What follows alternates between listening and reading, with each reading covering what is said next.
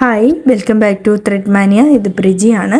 അപ്പോൾ നമ്മൾ ഇന്ന് കാണാൻ പോകുന്നത് ഒരു റെഡിമെയ്ഡ് കുർത്തിയിൽ നിന്ന് എങ്ങനെയാണ് നമുക്ക് മെഷർമെൻറ്റ് എടുക്കാൻ കഴിയുക എന്നുള്ളതാണ്.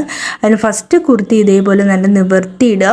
എന്നിട്ട് ഷോൾഡറിൻ്റെ ഒരറ്റത്ത് നിന്നും ഏറ്റവും താഴെ വരെയുള്ള ലെങ്ത് നമ്മൾ എടുക്കുക. അതാണ് നമ്മുടെ കുർത്തിയുടെ ഫുൾ ലെങ്ത്.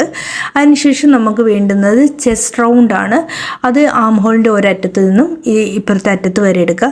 നമുക്ക് വന്നിരിക്കുന്നത് 20 ആണെങ്കിൽ അത് × 2 ചെയ്യുക. അപ്പോൾ 40 ആണ് നമുക്ക് ചെസ്റ്റ് റൗണ്ട് വരുന്നത്. പിന്നീട് അതിനുശേഷമുള്ള അളവുകൾ നമ്മൾ കുർത്തി നേരെ പകുതിയായിട്ട് മടക്കി ഇടുക കേട്ടോ. കറക്റ്റായിട്ട് മടക്കി വയ്ക്കുക.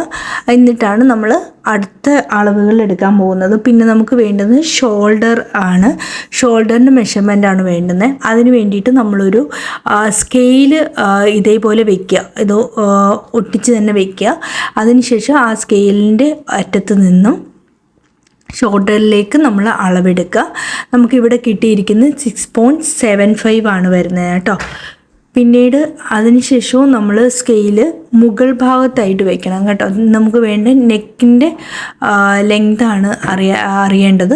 അപ്പോൾ അതിന് വേണ്ടിയിട്ട് നമ്മൾ സ്കെയില് മുകളിൽ വയ്ക്കുക. എന്നിട്ട് അതേപോലെ സ്കെയിലിൽ നിന്നും താഴത്തേക്ക് അളവ് നോക്കുക. അപ്പോൾ നമുക്ക് ഫ്രണ്ട് നെക്ക് കിട്ടുന്നത് 4.5ഉം ബാക്ക് നെക്ക് 3.5 ആണ് കിട്ടിയിരിക്കുന്നത്. അപ്പോൾ ആ രണ്ട് അളവുകളും നോട്ട് ചെയ്ത് വയ്ക്കുക. അതിനുശേഷം നമുക്ക് പിന്നീട് വേണ്ടുന്നതെന്ന് വെച്ചാൽ വേസ്റ്റ് റൗണ്ട് എവിടെയാണ് വരുന്നതെന്ന് നോക്കുക. 9 ആണ് വേസ്റ്റ് റൗണ്ട് വരുന്നത്. അത് മുകളിൽ നിന്ന് താഴത്തേക്ക് എത്രയാണ് വരുന്നതെന്ന് വെച്ചാൽ 14 ഇഞ്ചാണ് വരുന്നത്. അപ്പോൾ വേസ്റ്റിൻ്റെ അളവ് എവിടെയാണ് വരുന്നതെന്ന് വെച്ചാൽ മുകളിൽ നിന്ന് ആദ്യം നമ്മൾ അടയാളപ്പെടുത്തണം. അപ്പോൾ നമുക്ക് 9 കിട്ടി. അതിനുശേഷം നമ്മൾ ഹിപ്പ് റൗണ്ടാണ് നോക്കുന്നത്. ഹിപ്പ് റൗണ്ടിന് വേണ്ടിയിട്ട് അതേപോലെ മുകളിൽ നിന്നും ഹിപ്പിലേക്ക് എത്ര ഇഞ്ചാണ് വരുന്നതെന്ന് നോക്കുക. അത് നമുക്കിവിടെ 21 ആണ്. അപ്പോൾ അതിൻ്റെ അളവ് എത്രയാണ് വരുന്നതെന്ന് നോക്കിക്കഴിഞ്ഞാൽ 10.5 ആണ് വരിക. അപ്പോൾ ഇത് 4ആയിട്ട് മടക്കിയിട്ടത് കൊണ്ട് 10.5 × 4 ചെയ്യണം. അപ്പോൾ 42 ആണ് ഹിപ്പ് റൗണ്ട് വരുന്നത്.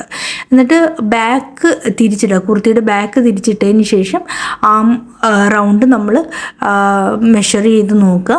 അപ്പോൾ നമുക്കിവിടെ 8.5 ആണ് വരുന്നത്. അപ്പോൾ ആം റൗണ്ട് വരുന്നത് 8.5 × 2 ആയിരിക്കും. അപ്പോൾ എത്രയാണ് വരുന്നത്? 17 ആയിരിക്കും. 17 ഇഞ്ചായിരിക്കും നമുക്ക് ആം റൗണ്ട് വരുന്നത്. അപ്പോൾ ഇതാണ് കുർത്തിയുടെ നമ്മളിപ്പോൾ അളന്ന് നോക്കിയ കുർത്തീസിൻ്റെ ഫുൾ ഡീറ്റെയിൽസ് ഇതാണ്.